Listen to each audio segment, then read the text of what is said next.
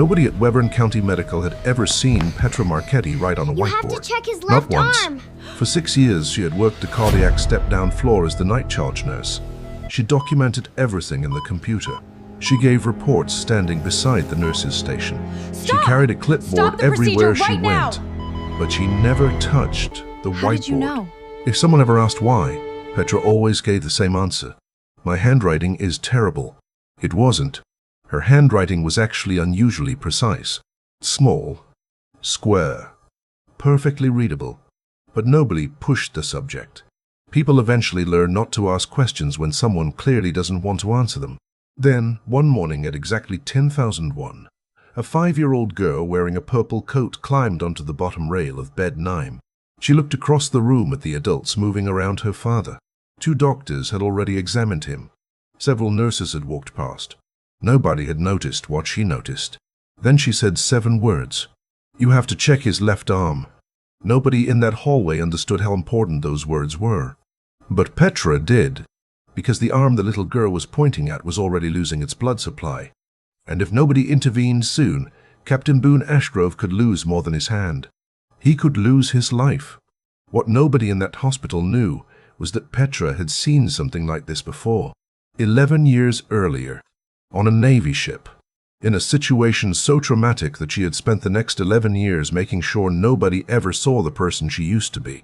By breakfast that morning, every person on that floor would know her secret, and none of them would ever look at the quiet night nurse the same way again. Welcome back to Silent Badge's story. This is where the person nobody notices twice can sometimes be the exact person who saves everyone else. If you're new here, subscribe, hit the like button, and tell me in the comments where you're watching from. Because this story starts quietly, almost too quietly. At 10:01 that morning, Dr. Renwick Solis was standing in the corridor outside bed 9. He was 48 years old. He had been chief of cardiothoracic surgery for 4 years. He was highly respected, highly experienced, and he had developed a habit of speaking to nurses without actually looking at them. "If you have something to add, Marchetti, add it to the chart. I don't take clinical directions standing in a doorway." He wasn't yelling. He didn't need to. His tone carried the casual confidence of someone who was accustomed to being obeyed. Petra stood there, holding her clipboard. She didn't argue. She didn't defend herself. She simply stepped back. "Yes, doctor." 2 words. Quiet. Flat. Almost invisible. And for Petra, that was exactly the point. She had spent 6 years becoming invisible inside that hospital, because being overlooked was easier than being remembered. She was 39 years old. She had worked nights on the cardiac step-down unit for 6 years and 4 months. She arrived 20 minutes early. She stayed late. She rarely called in sick. And she never talked about the 11 years between finishing high school and entering nursing school. People noticed that gap at first. They asked questions. But Petra always gave short answers. Eventually, they stopped asking. That's what happens when someone keeps giving answers that don't invite another question. The night staff had even given her a nickname, the Clipboard. Not cruelly, just accurately. Petra wrote everything down. Times, symptoms, medication changes, breath sounds, output, small changes in condition that other people might overlook. She wrote them on paper first. Then, at the end of her shift, she transferred everything into the computer. Nobody understood why. Nobody knew that there was a reason. Petra could hear things other people couldn't. She could tell when one of the 3 chest tube canisters on the floor was bubbling incorrectly just by listening from behind a closed door. She noticed subtle changes in breathing, changes in skin color, changes in movement. And she had a habit of checking the patient before checking the monitor. That habit would save Captain Boone Ashgrove. But Petra wasn't the only person paying attention that night. Odette Barrow came around the medication cart carrying 2 coffees. She handed one to Petra without asking. "You've got that face," Odette said.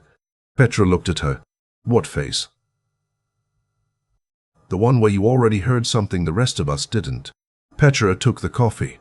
She glanced toward bed 9. "Captain Ashgrove hasn't asked for pain medication since 11. Odette watched her for a moment. "That's all?"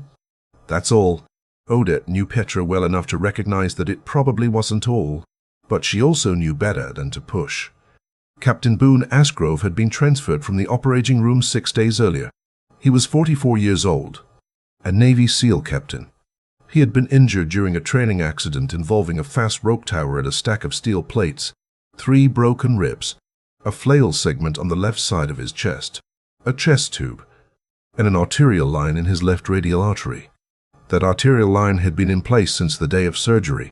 Nobody wanted to disturb a patient who appeared stable. His chart identified him as a captain in the United States Navy's Special Warfare Community. His next of kin list was surprisingly short: a 5-year-old daughter and a grandmother living in another state. That was it. His daughter Rena Ashgrove spent most of her time sleeping in a vinyl recliner beside his bed. She wore a purple coat that she refused to take off.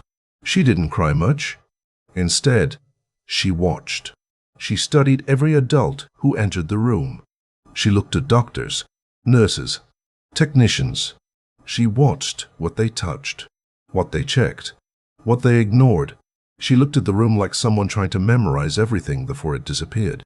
Petra noticed, because Petra had once been very good at doing exactly the same thing. She noticed Rena on the first night, but she didn't say anything. She simply took care of Captain Ashgrove.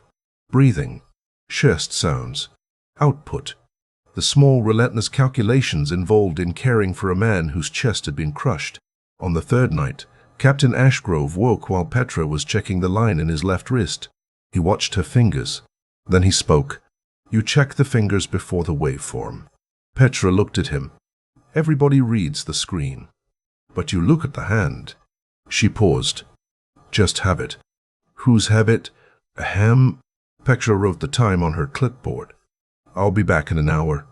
Then she walked out, because leaving the room was the only reliable way she had ever found to end a conversation about herself.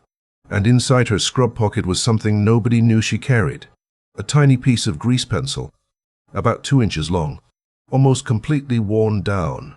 The paper wrapper had been peeled away and taped back together with a piece of old brown tape. Petra had carried that pencil for 11 years. She never used it. She simply kept it. Sometimes during a 12-hour shift, her fingers would touch it through the fabric of her pocket, the way another person might touch a wedding ring. She never took it out, because taking it out meant remembering why she had kept it, and remembering meant going back 11 years. Back to a Navy ship in the Gulf of Aden, back to a hangar bay, back to a casualty board, back to 6 hours that had divided her life into a before and an after. 11 years earlier, Petra Marchetti had been Petty Officer First Class Petra Marchetti, a Navy hospital corpsman, surgical. She had been the person they put at the casualty board because her handwriting stayed readable when everything else around her fell apart. She remembered the smell first: jet fuel, betadine, and the metallic sweetness of too much blood on the ship's deck. She'd never smelled anything like it again without her hands becoming cold. She remembered Chief Hospital Corpsman Issa Renard handing her a grease pencil at the top of the ramp. Then he gave her a simple order: "You don't treat, you write. Everybody's name, everybody's time, everybody's finding." Because, as Renard had told her, the only thing that kills people twice is nobody knowing what already happened to them. That night, 11 casualties came off a small boat that had struck a mine. 1 operating room, 1 surgeon, 1 hospital corpsman managing the casualty board, and 6 hours of chaos. Petra stood at that whiteboard and wrote names, times, injuries, procedures, changes, everything. She caught 2 things nobody else caught that night. But she missed one. A young Marine had a radial line placed in a hurry. His hand slowly changed color beneath a blanket. Nobody noticed. By the time someone finally looked, it was too late to save the hand completely. He kept the arm, but he lost most of the hand, and Petra never forgot it. Chief Renard went back down the ramp 19 minutes after 3 in the morning to retrieve the last man in the water. He never came back. The investigation lasted 11 weeks.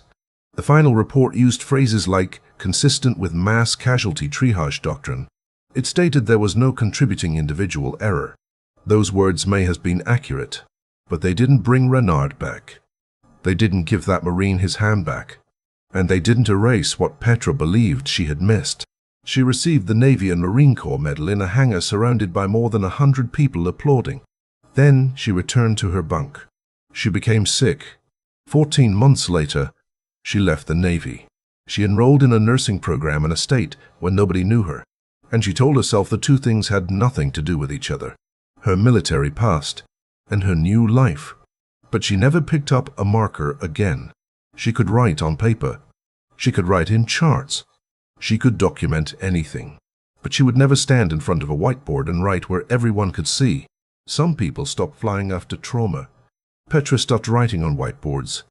And she deliberately worked nights, because at night everyone was too busy to ask questions.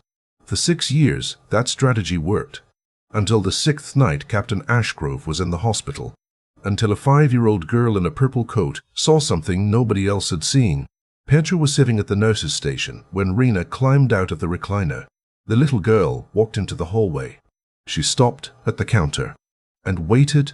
She'd already learned that adults sometimes took a while to notice her. Finally, Petra looked up. Rena stared directly at her. "You have to check his left arm." Petra immediately put down her pen. "What about it, sweetheart?" "It's white. The other one's not." Rena looked toward her father's room. "And he keeps moving it. Then he stops. Because it hurts." Petra's expression changed. Rena lowered her voice. "And he told me not to tell anyone.